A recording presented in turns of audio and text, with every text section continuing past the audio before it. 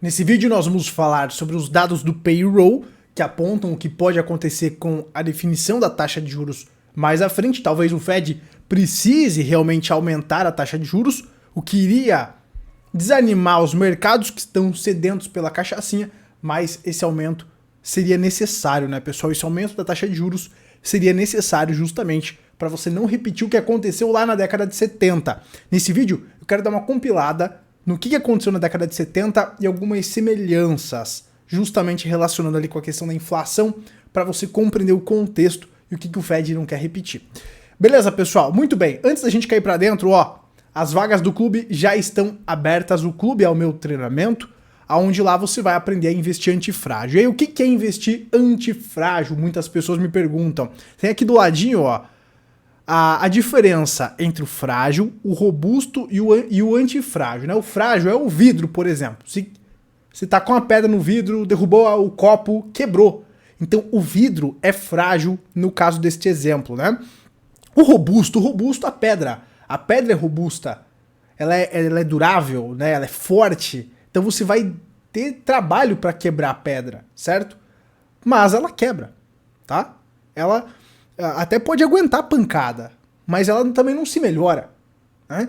Então o robusto, ele não é o antifrágil. O que é então o antifrágil?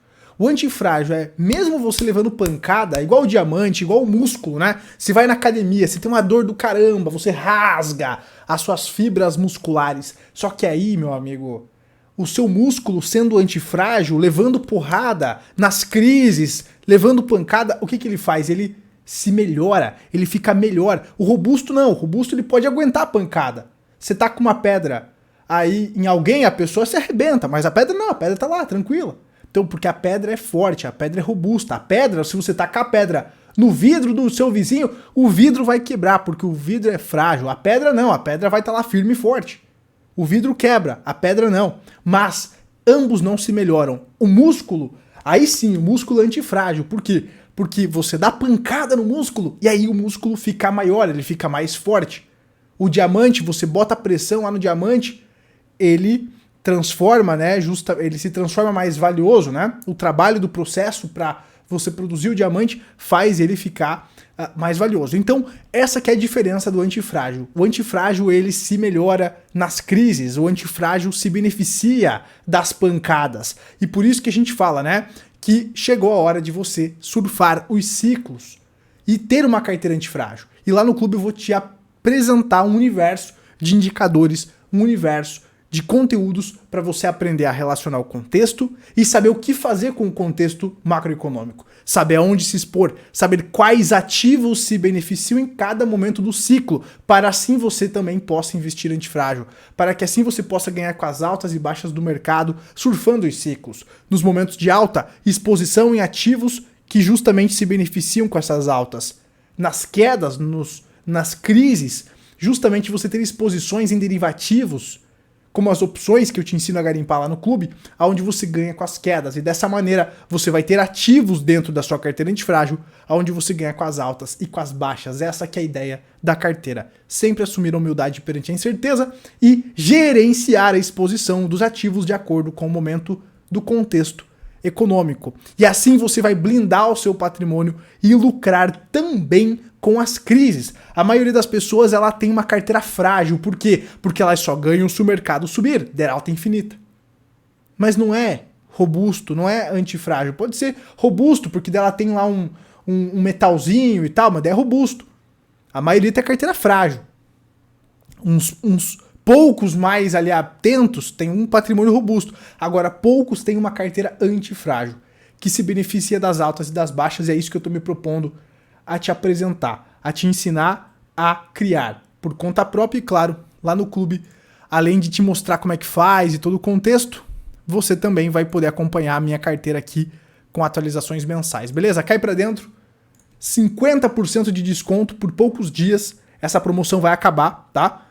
Usando o cupom UMBRINDE, beleza? Mais informações aqui na descrição e agora a gente segue com o vídeo aqui, depois dessa explicação, né, pessoal, também do que é antifrágil. Isso é muito importante para você que quer investir, beleza? Bom, hoje saiu aqui o relatório de emprego, tá, pessoal? Esse relatório surpreendeu o mercado porque ele veio muito acima da projeção. O mercado esperava aí 180 mil, certo? 180 mil vagas e veio 339 mil, tá, pessoal? Indicando então que o mercado de trabalho continua forte, né? As contratações continuam forte. Isso aqui pode, né, justamente abrir brecha para que o Fed aumente mais as taxas de juros, certo? Mas aí, pessoal, eu quero adentrar em mais detalhes aqui com vocês, tá? Porque é muito superficial eu falar sobre os números do mercado de trabalho estão vindo mais resilientes, tá? E aí? São empregos bons? A galera tá ganhando a mesma coisa?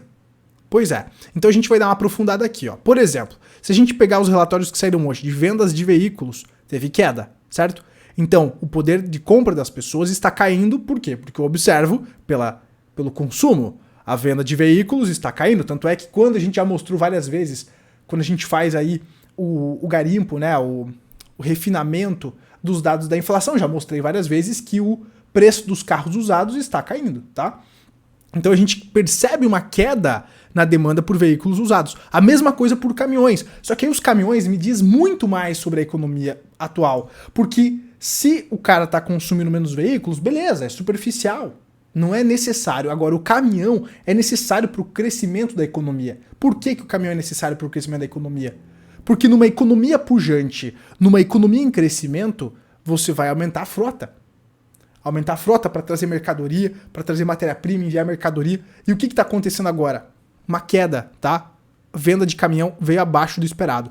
Outra coisa que me apresenta justamente uma face, né, de queda do poder de compra das pessoas, queda na demanda, ou seja, enfraquecimento da economia, é justamente aqui os ganhos médio por hora trabalhada, pessoal, que também veio abaixo do esperado, tá? O ganho médio por hora trabalhada, média variação da taxa base média horária para as principais indústrias. Portanto, ele mede a inflação dos custos trabalhistas.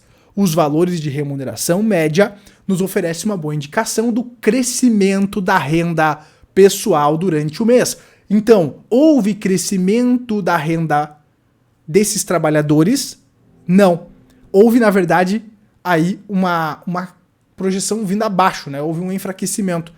Houve um aumento de 0,3, então empata ali com a questão da inflação, tá, pessoal? Mas não tá superando as projeções, como a gente vê, por exemplo, a superação das projeções aqui dos números de vagas. Então, o que me aponta que talvez esses números, né, estejam inflacionados porque as pessoas estão indo para empregos que pagam menos ou estão trabalhando em part-times, né, em empregos de meio período. E aí, para complementar a renda, elas precisam de 2 empregos, não só de um, tá?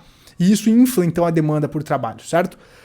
Outra coisa aqui, ó, médias de horas trabalhadas semanais também teve uma pequena queda, né? O que me aponta justamente essa possibilidade das pessoas estarem saindo de bons empregos, empregos de full-time e precisando de mais empregos de part-time, tá?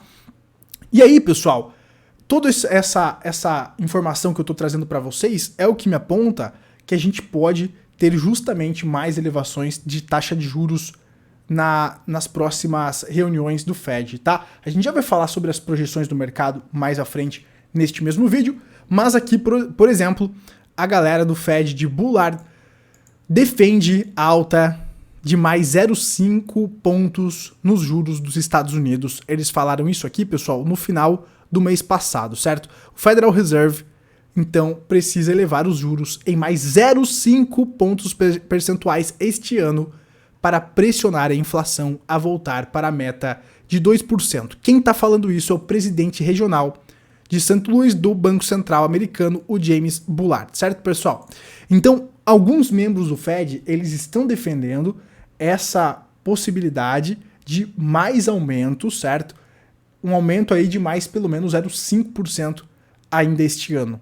Então, a gente precisa ficar de olho nisso e eu concordo. Eu acredito que na próxima reunião, inclusive, o Fed já deveria aumentar 0,5 para resolver o problema, para que eles não repitam o mesmo erro que eles cometeram lá na década de 70, pessoal. Eu acredito que o Fed está empenhado justamente em não repetir este erro, né? Que a gente vai falar um pouco mais sobre ele agora. Então, pessoal, aqui você tem justamente o CPI, né, o Índice de Preços ao Consumidor, onde mostra justamente a inflação atual. Claro que deu uma boa arrefecida essa inflação atual, mas ela se mostra agora pegajosa, né? Largar essa região aqui dos 5%, que está bem difícil, né? Então talvez ainda demore muitos meses para voltar até a meta de 2%, o que obrigaria, né, os juros a permanecerem mais elevados do que o mercado gostaria. E aí, meu amigo, sem cachaçinha, muita coisa pode acontecer, né? O mercado pode dar um capote. E aí, pessoal, a gente já vê muitas fragilidades de bancos, empresas, hipotecas comerciais, residenciais, muita coisa a gente já falou aqui no canal, mas o nosso foco aqui é falar sobre o que aconteceu lá na década de 70, que você observa justamente aqui uma onda inflacionária, uma correção, o Fed não vai até o final para matar esta inflação, e aí nós temos uma segunda onda inflacionária maior, tá, pessoal? É claro que existe um contexto muito grande por trás desse movimento, porque foi justamente lá na década de 70 que aconteceu o fim do padrão dólar, aonde o dólar deixa de ser lastreado em ouro e passa a ser lastreado na confiança dos políticos, né? Então, claro, na força dos Estados Unidos, da segurança e tudo mais. Hoje a gente vê, né, então, que isso, na verdade, foi uma forma dos Estados Unidos imprimir mais dinheiro e exportar a inflação, né? Esse que é o grande trunfo que os Estados Unidos têm, ter o poder da maquininha de imprimir o dinheiro que é a reserva de valor global. Então eles rompem isso na década de 70, isso influenciou, lá na década de 70 também aconteceu uma crise no petróleo, que justamente levou a economia americana para uma estagflação, onde você teve uma estagnação econômica junto com uma inflação persistente, e aí eu quero também falar um pouquinho sobre isso, porque uma desregulamentação do sistema monetário internacional e dois choques petrolíferos, nos anos 73 e 79, estiveram na origem de uma crise econômica que, no início dos anos 70, travou o ritmo de crescimento nos países industrializados. O dólar americano, que servia de referência a todas as economias ocidentais desde a década de 40, foi desvalorizado a 15 de agosto de 71 e perdeu a sua paridade relativa ali ao ouro. 2 anos depois, no final de 73, os países árabes, membros da OPEP, e aí eu destaquei esse cartelzinho da OPEP, porque podemos ter algo parecido, não estou dizendo que vai, mas podemos, tá? Porque envolve aí a geopolítica. Então, lá em 73, os países árabes, membros da OPEP, aumentaram 4 vezes o preço do petróleo no espaço de 3 meses. Numa altura em que estava em uma guerra com Israel e nacionalizaram as instalações ocidentais. Entre 79 e a década de 80, ocorre uma nova crise petrolífera. Com a queda da oferta, os preços do barril sobem para acima de $30 e isso, claro, fomenta a questão da inflação. Aí, uma questão que, monetariamente falando, ocorreu também, é que o Fed, ele não subiu os juros o quanto era necessário na década de 70. E quando eu falo, então, que o Fed não quer cometer o mesmo erro da década de 70, eu falo sobre isso. Quem arruma essa questão inflacionária na década de 80 é o Volcker. O Volcker, no início da década de 80, comete o mesmo erro que o Fed em 70, onde ele não eleva os juros suficientemente para justamente enfraquecer a economia, frear a economia, limpar os excessos e aí recomeçar um novo ciclo. Então eles faziam aumentinhos, a inflação arrefecia, eles voltavam a estimular, a inflação voltava, e esse foi o grande erro que o Fed cometeu na década de 70, que eu acredito que eles não querem repetir agora. Ou seja, vai ser necessário fazer igual o Volcker fez lá na década de 80, de subir o juro acima da inflação para que ela arrefeça. Só que isso tem a consequência que é a economia dar uma desacelerada, desemprego aumentar e etc. Mas, né, pelo menos você limpa os excessos. Agora, pessoal, voltando aqui a falar da OPEP, Rússia, agora falando de atualidade, Rússia e OPEP acham inaceitável cotação atual do petróleo. Novos cortes de produção virão?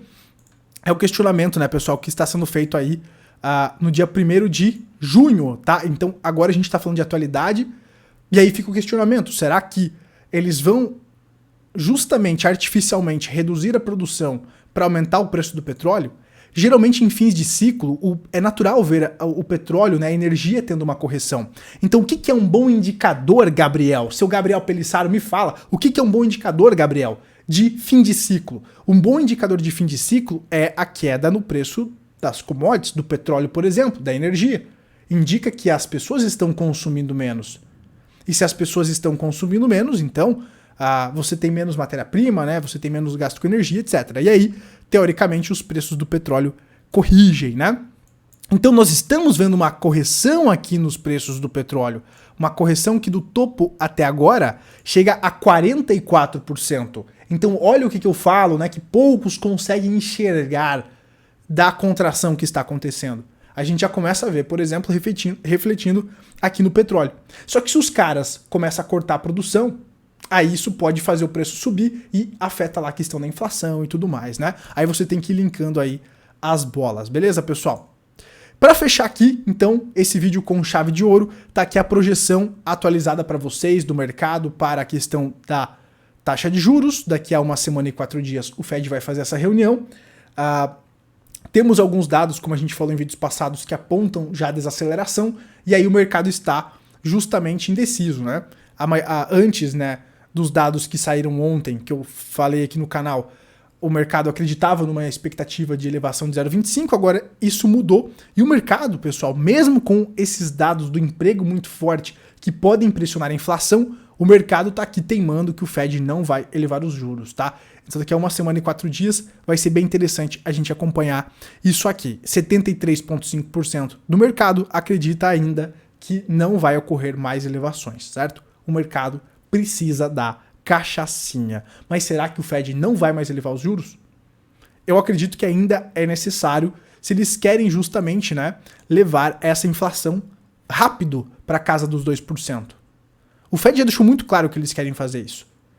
Mesmo que custe, né, aí um crescimento, mesmo que faça um custo, né, para aí a questão das bolsas e a economia, etc. Então, realmente, né, pessoal, a gente vê alguns membros do Fed falando que ainda é necessário elevar, eles sabem que a economia está fragilizada, né, mas enfim, tem todas essas variáveis que eu estou trazendo para vocês, né. Eu acredito que eles não vão querer cometer o mesmo erro da década de 70 de ter uma segunda onda inflacionária e levar a economia deles para uma estagflação, tá? Então vai ser necessário sim fazer alguns cortes agora, certo? E, claro, também tem a questão da geopolítica, né? Porque se o preço da energia aumentar, isso também afeta a questão da inflação. Então são várias variáveis aí que você precisa levar em consideração, tá? Vamos acompanhando. Para você não perder nada, é só se inscrever aqui no canal. A gente vai fazendo essa cobertura e também trazendo esses indicadores atualizados para ir montando o contexto. E aí, então, será que o mercado está com a expectativa alinhada ou ele vai ser frustrado? Se o Fed frustrar essa expectativa, pode ser ainda pior para as bolsas, tá, pessoal? O mercado não espera elevação. Se o Fed vier com uma elevação de 0,25, já poderia azedar a festa, né? Então a gente é interessante ir acompanhando isso aqui. E para você, pessoal, que não quer ser pego de surpresa, quer entender como o contexto funciona, tá aí o meu treinamento, Clube dos Capitalistas, o link tá na descrição. Usa o cupom UMBRINDE e ganha 50% de desconto. Últimos dias. Cai para dentro, o link tá aqui na descrição. A gente se vê na próxima, seu capitalista. Tchau, tchau.